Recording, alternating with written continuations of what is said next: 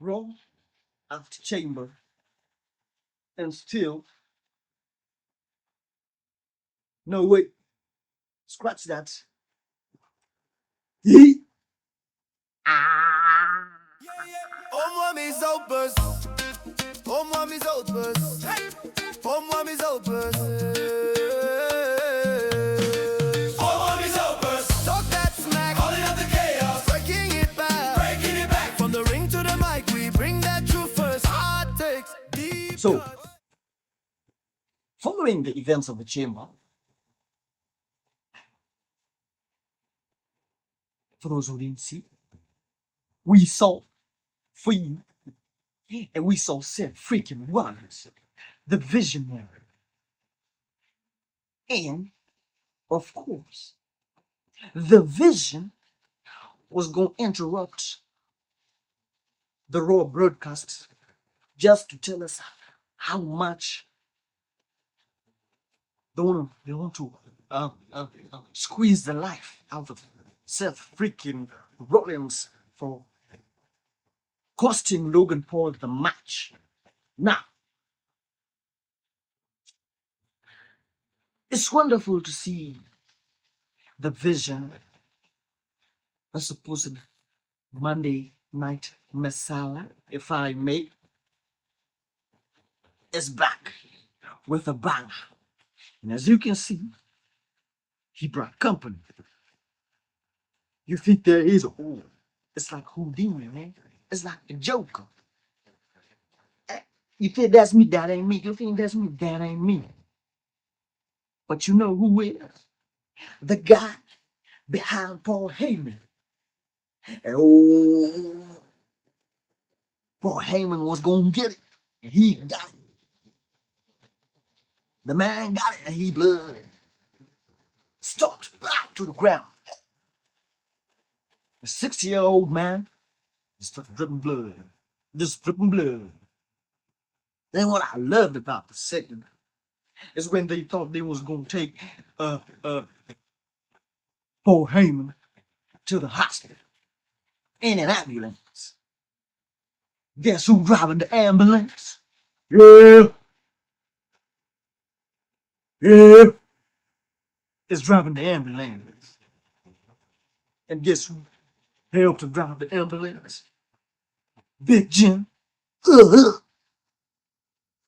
of course, Big Jim was going to help LA Knight. Because just like us, we tend to tell ourselves, think, or better yet, know it was the vision that attacked main event Jey Uso. Now, which brings us to the Jimmy Uso versus Austin Theory match. Because obviously, it had to be made because of what transpired. Now, Big Jim, of course, we knew he gonna get the dub. But before he got the dub, guess who is the maverick? The humblest person we know.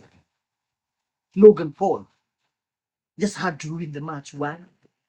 I don't know. Maybe because Paul Heyman is in the back of an ambulance. Maybe because there are only two Vision members left. And they're being taunted by Seth Rollins everywhere they look. So you have to get involved. But guess what? Somebody else got involved too. You know who that is? Main event Jey Uso is back. Which goes to say, the Vision just had to be in the chamber. And it was going to be Bronson Reed, but he went and took himself out. So it had to be Logan Paul. Yeah, because usually when they do such things, the guy is usually out for months, weeks. This guy was back after 2 days. That to be the Vision storyline. I mean, that, damn. Now, Gunther, Dragon League. We all know how that was going. And I said it first. I said it here. RIP to Dragon Lee. But that was one hell of a match. I mean, it goes to show Dragon Lee still has it. Even though he was not going to get the win. Safe to say, he took Gunther to his limit. For me, it's safe to say he took Gunther to his limits. Because he had Gunther rolling and sprawling. So, let's watch out for Dragon Lee because, Danhausen cursed Dom Dom. And guess who's gunning for the Triple A? Mega Campeon. No, wasn't Triple A. It's the Cruiserweight. Yeah, it's the Triple A Cruiserweight title. Not the Mega Campeon. I'm sorry for that. Shit. But now,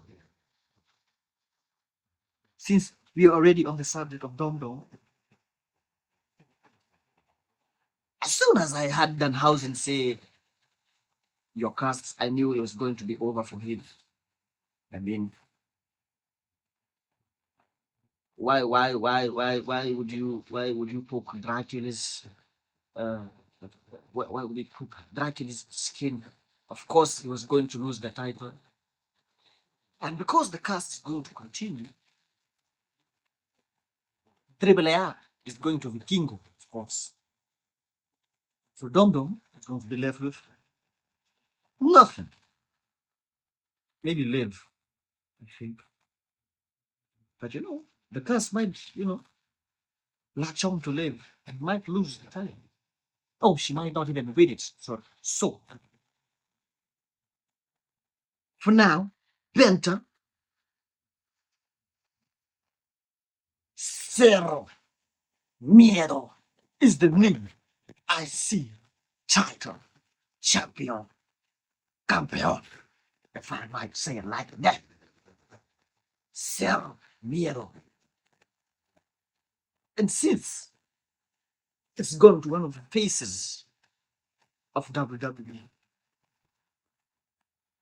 we gonna have a banger of matches lined up for us till WrestleMania.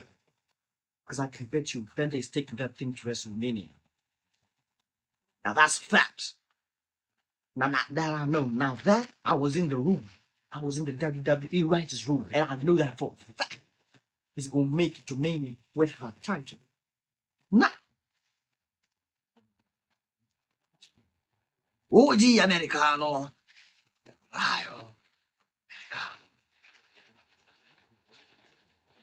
For a moment there, I almost thought Ryan was going to win. For a slight moment.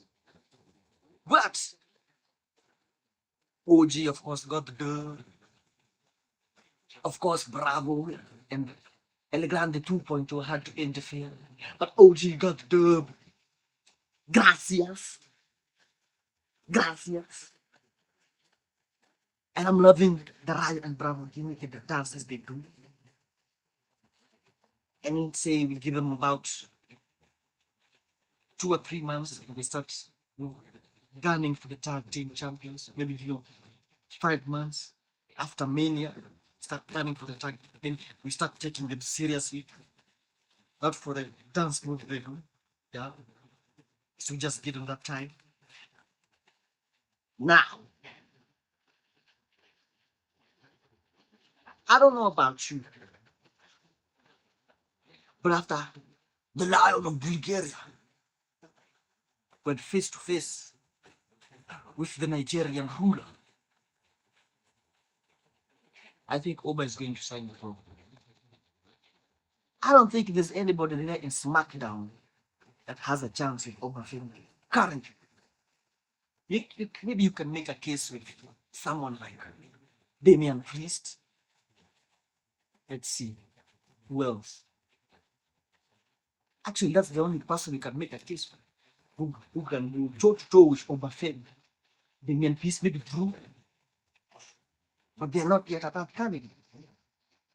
So we move on to Raw. There's Rusev. There's a potential for it. Who's storyline? You have Sheamus, who's not been seen for quite a while. Maybe if they brought back what's his name? This big humongous guy. Uh, the game's lost. The game's gone. I forgot it. But sure, this bearded, huge, humongous guy. I'm trying to remember his name, but yeah, it's not coming. Yeah, this guy who now has a food channel.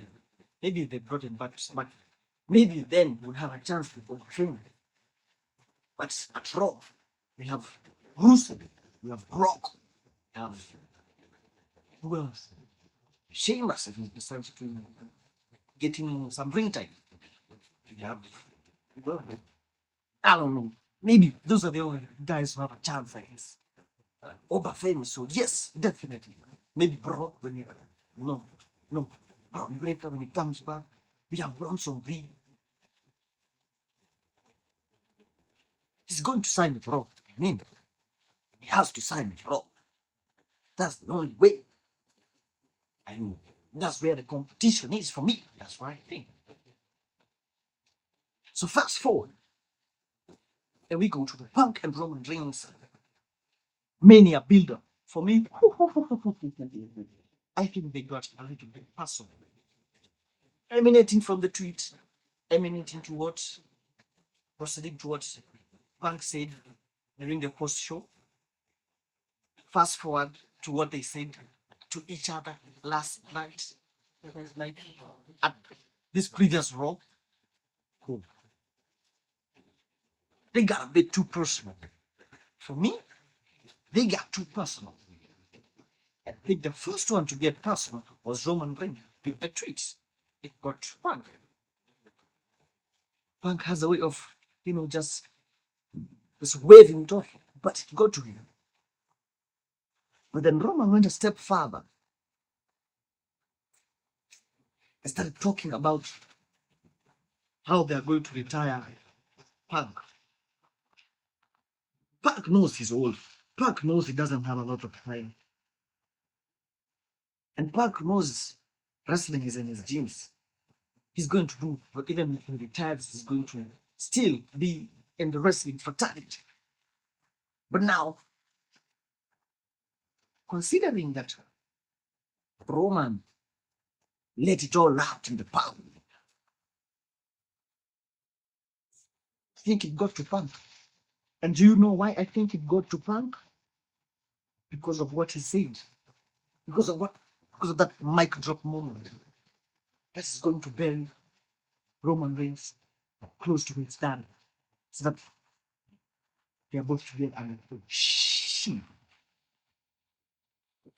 Now that's a mania, bro. That's a WrestleMania moment. Shit.